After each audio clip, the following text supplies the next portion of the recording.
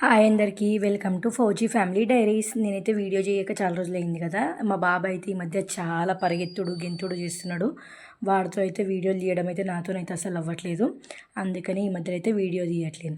అయితే మేము ఈరోజు ఎక్కడికి వెళ్తున్నాం అనుకుంటున్నారా? మేమైతే ఈరోజు కర్ణీమాత టెంపుల్కి వెళ్తున్నాం. ఇదైతే రాజస్థాన్ బికనీర్లో ఉంది. అయితే ఈ కర్ణీమాత టెంపుల్ని ఎలుకల టెంపుల్ అని కూడా అంటారు. ఎందుకు అనంటే ఇక్కడ చాలా ఎలుకలు ఉంటాయి. ఇక్కడైతే ఒక 25,000 ఎలుకల వరకు ఉంటాయంట. అయితే ఇందులో తెల్లెలుకలు నల్లెలుకలు రెండు ఉంటాయంట.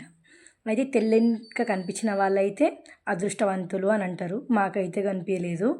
అయితే మా పిల్లలతో నేనైతే అంత వెయిట్ చేసి అంత టైం కూడా లేకుండే మాకు. ఎందుకంటే వీళ్ళైతే ఆ ఎలుకల్ని చూసి భయపడము పరిగెత్తడము అలాంటివి చేస్తున్నారు కాబట్టి నేనైతే వెయిట్ చేద్దామన్నా కానీ ఈ పిల్లలతో అయితే మాకు కుదరలేదు. కానీ ఎక్కడికైతే తెల్లెలుక కనబడ్డ వాళ్ళైతే అదృష్టవంతులు అంట. అయితే ఇక్కడ కర్ణీమాత అంటే ఎవరు అనంటే దుర్గామాత ఇంకొక రూపమే కర్ణీమాత అంట. అయితే ఇక్కడ ఈ ఎలుకలు ఏంటి అని అడిగితే అయితే దీనికైతే 2 స్టోరీస్ ఉన్నాయి. ఒక యుద్ధంలో 20,000 మంది సైనికులు చనిపోయారంట. అయితే వాళ్ళైతే కర్ణీమాతను దర్శించుకోవడానికి ఆ 20,000 మంది ఎలుక రూపంలో వచ్చి దర్శించుకున్నారంట. అయితే ఇంకొక స్టోరీ ఏంటంటే కర్ణీమాత వాళ్ళ కొడుకు బావిలో దాహం వేసి నీళ్ళు తాగడానికి వెళ్ళినప్పుడు అందులో పడి చనిపోయాడంట. అయితే అప్పుడు కర్ణీమాత యముడిని అడిగిందంట, నా కొడుకు ఎందుకు చంపేసినావు అని అడిగితే అప్పుడు యముడు అన్నాడంట, నీ కొడుకు నీ గుడిలోనే ఎలుక రూపంలో తిరుగుతాడు. ఆ ఎలుకకు పుట్టిన పిల్లలందరూ మీ వంశంలో అంటే నీ కొడుకుకు పుట్టే పిల్లల్లాగా నీ వంశం అనుకోవాలి. అయితే ఆ ఎలుకలన్నీ అయితే కర్ణీమాత వాళ్ళ వంశం అని అంటారన్నమాట. అయితే ఇక్కడైతే కన్స్ట్రక్షన్ అయితే చాలా బాగుంది. డోర్స్ అయితే సిల్వర్తో చేసి ఉన్నాయి, వెండి డోర్లు. ఇంకా లోపలైతే మొత్తము మార్బుల్ స్టోన్తో ఉంది.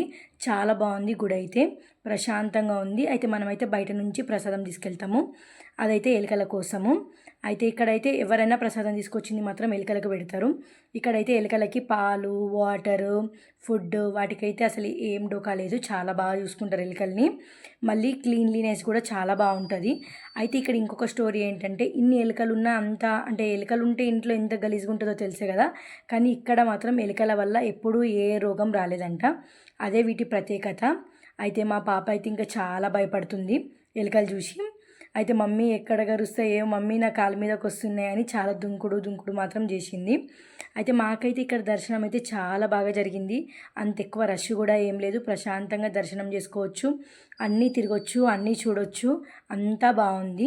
అయితే రాజస్థాన్ వెళ్ళినప్పుడు మాత్రం ఖచ్చితంగా ఈ కర్ణీమాత టెంపుల్కి వెళ్ళడం మాత్రం ఎవ్వరు కూడా మర్చిపోరు.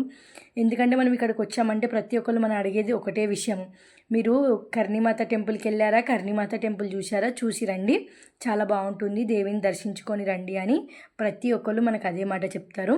కాబట్టి నేనైతే 6 months నుంచి ఈ విషయం చెప్తున్నాము ఆయనకి. కానీ అదేంటో అండి, అసలు 6 months నుంచి నాకైతే అస్సలు కుదరలేదు. ఇప్పుడేమో మాత పిలుపు వచ్చింది కావచ్చు, అందుకే ఇప్పుడైతే అనుకోకుండా సడన్గా ప్లాన్ చేసుకొని వెళ్ళాల్సి వచ్చింది మాకు. అంతే అంటారు కదా, దేవుడు ఆజ్ఞ లేనిది మనం వెళ్ళలేము అని, అందుకే కావచ్చు.